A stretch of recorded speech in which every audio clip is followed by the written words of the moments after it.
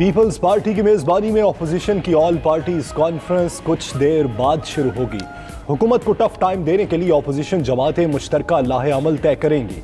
बिलावल भुट्टो, कमर जमान कायरा, यूसुफ रजा गिलानी और नफीसा शाह समेत Pakistan peoples party के रहनुमा पहुंच गए।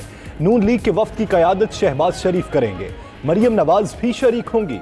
नवाज शरीफ और आसिफ जरदारी वीडियो लिंक पर मौजूद होंगे।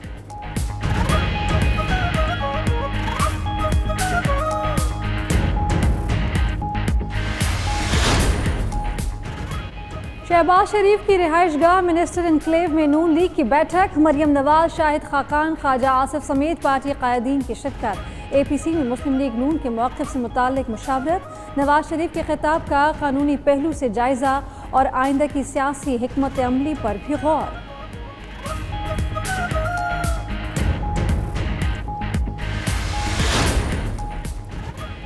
पीपल्स पार्टी की वज़ीर आज़म, स्पीकर कौमी असम्बली और वज़ीर आला पंजाब के खिलाफ तहरीक आदम एतमाद लाने की तजावीज़ तैयार।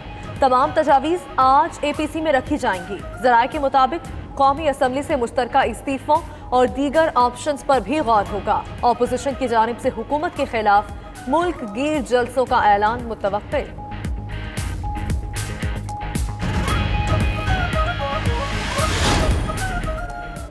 APC का मतलब ऑल पाकिस्तान लूट मार कमेटी है। इनका इज्तमा करप्शन को तहफ़्फ़ुज़ देने के लिए हो रहा है। मुआविन खुसूसी शहबाज गिल की प्रेस कॉन्फ्रेंस। मजीद बोले, सारे चोर इकट्ठे हो जाएं तो समझ लें ईमानदार थानेदार आ चुका।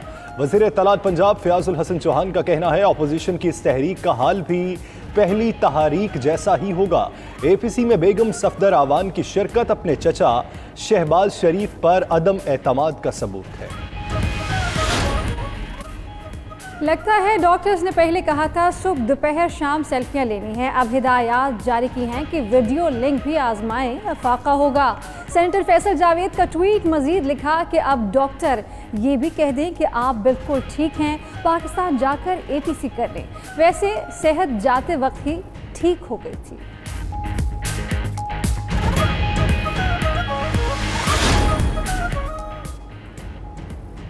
दो 2023 तक APCs होती रहेंगी, हुकूमत कायम रहेगी। गवर्नर पंजाब की गवर्नर सिंध से मुलाकात में गुफ्तगू। चौधरी सरवर मजीद बोले, अपोजिशन जमातों का अपना अपना पेज है, ये कभी एक पेज पर नहीं आ सकती। इमरान इस्माइल ने कहा, अफरा तफरी और नाउमीदी फैलाने वालों को मायूसी के सिवा कुछ नहीं मिलेगा। मुल्क दुरुस्त समत में आगे बढ़ रहा है।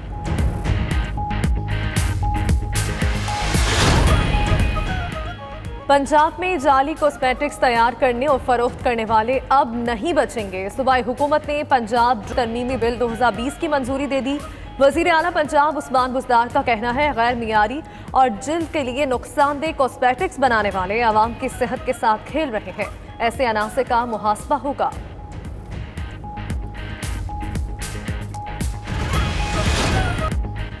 इंग्लिश प्रीमियर लीग में मैनचेस्टर यूनाइटेड को पहले मैच में शिकस्त। क्रिस्टल पैलेस ने मैनचेस्टर यूनाइटेड को 3-1 से शिकस्त दे दी। फातह टीम की जानिब से विल्फ्रेड ज़ाहा ने 2 गोल किए।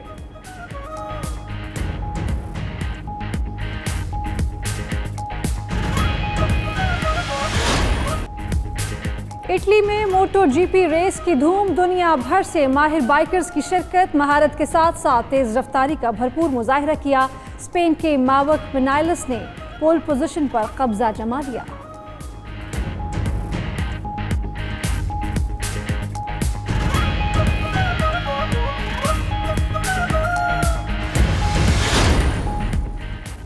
और दर्जा हरारत बढ़ने और बारिश ना होने से जनूबी साइबेरिया की बर्लिन्स्कोई झील ने रंग बदल लिया।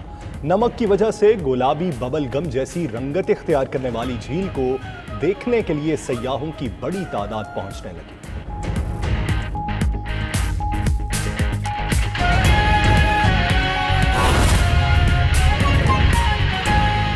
इसमें भी कोई शक नहीं कि नौजायदा सियासी लीडर बिलावल भुट्टो, जिनकी चंद सीटें भी पंजाब में नहीं हैं, चंद सीटें भी नहीं हैं, लेकिन आप कुदरत का करिश्मा देखिए कि वो शरीफ फैमिली जो किसी जमाने में शायद अपने आप को फिरौन समझते थे इस खत्ते के, जो समझते थे कि पंजाब जो कि पाकिस्तान का 60-65% है, वहां पे और किसी का नाम तक नहीं है, दूसरी पार्टियों का मजाक उड़ाते थे।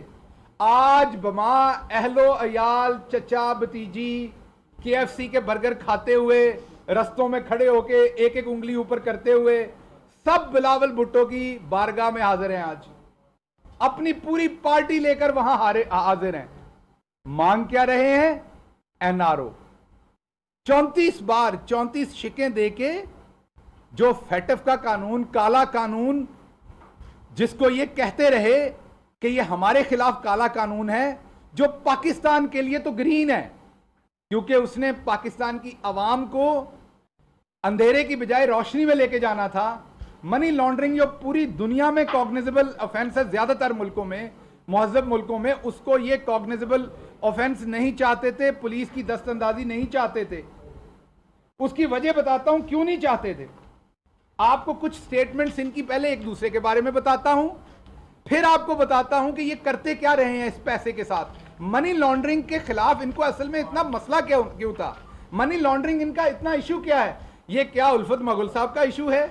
ये शहबाज गिल का इशू है? ये जिशान बख्श का इशू है? ये आम लोगों का इशू नहीं है। अगर आपका कोई भाई भतीजा सऊदी अरब में है, दुबई में है, और वो चंद हजार रियाल भेजता है, तो आप तो डंके की चोट पे प्रूव कर सकते हैं वो कहां से उसने कमाए हैं।